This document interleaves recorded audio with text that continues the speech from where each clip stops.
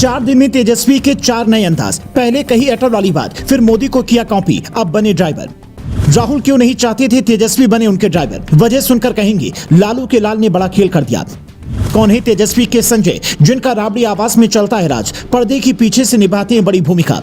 ये तस्वीर देखिए, तेजस्वी यादव ड्राइविंग सीट पर बैठे हैं, उनके बगल में राहुल गांधी हैं और बिहार में भारत जोड़ो न्याय यात्रा का सुखद आगाज हो रहा है। राहुल गांधी के लिए इस तस्वीर की अहमियत इतनी है कि बिहार में कदम रखते ही गठबंधन तो टूटा, पर तेजस्वी का साथ नहीं छोड़ा, जो सुकून की बात है। लेकिन तेजस्वी के समर्थकों के लिए ये तस्वीर काफी कुछ बयां करती है। तेजस्वी की राजनीति को करीब से समझने वाले लोग कहते हैं कि तेजस्वी ने राहुल गांधी का भव्य स्वागत कर यह बताया कि यहाँ पर आरजेडी की पकड़ आपकी कांग्रेस से ज्यादा मजबूत है, इसलिए ड्राइविंग सीट पर आरजेडी को ही रहने दें। इससे पहले भी तेजस्वी यादव इंडिया गठबंधन की मीटिंग में ये बात कह चुके हैं कि जिस राज्य में जो क्षेत्रीय दल मजबूत हैं वहां उसे ही ज्यादा सीट मिलनी चाहिए और कांग्रेस को कम सीट से संतोष करना चाहिए। यही एक रणनीति है जिससे बीजेपी को 2024 चुनाव में रोका जा सकता है। हालांकि अलग अलग चुनावी सर्वे विपक्षी नेताओं के इस दावे को खोखला बताते हैं। हर चैनल के सर्वे में ये बात स्पष्ट तौर पर नजर आती है कि सभी पार्टियां मिलकर भी अगर चुनाव लड़ेंगी तो बीजेपी को सरकार बनाने से नहीं रोक पाएंगी, बस थोड़ी मुश्किल पैदा हो सकती है। हालांकि सर्वे और चुनावी नतीजों में फर्क होता है, इसलिए दावे से कुछ भी नहीं कहा जा सकता। पर यह जरूर तय है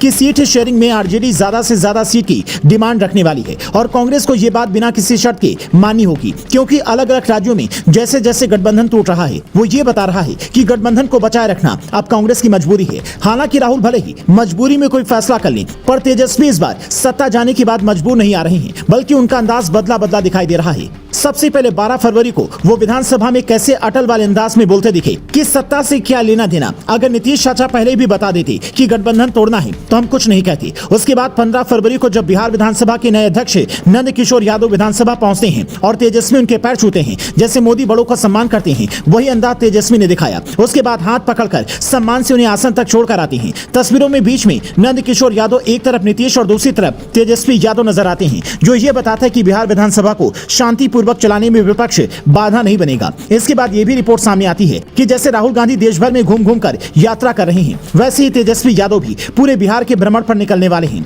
मतलब हर नेता से तेजस्वी कुछ न कुछ सीखने की कोशिश कर रहे हैं और इसमें सबसे बड़ी भूमिका निभा रहे हैं उनके सलाहकार संजय यादव, जिन्हें आरजेडी ने राज्यसभा भेजने का फैसला किया। तो कई लोग ये कहने लगे कि लालू यादव अपने दौर के नेताओं को मौका देने की बजाय तेजस्वी के समर्थकों को आगे बढ़ा रहे हैं। हरियाणा के महेंद्रगढ़ जिले के रहने वाले संजय यादव उन दिनों से तेजस्वी के साथ हैं जब तेजस्वी क्रिकेट खेलते थे। रोजगार से लेकर बिहार के युवाओं की जो बात तेजस्वी अपने भाषणों में करते हैं, उसमें भी संजय की बड़ी भूमिका है। कभी भी वो मीडिया के सामने नहीं आते, बल्कि पर्दे के पीछे से ही काम करते हैं।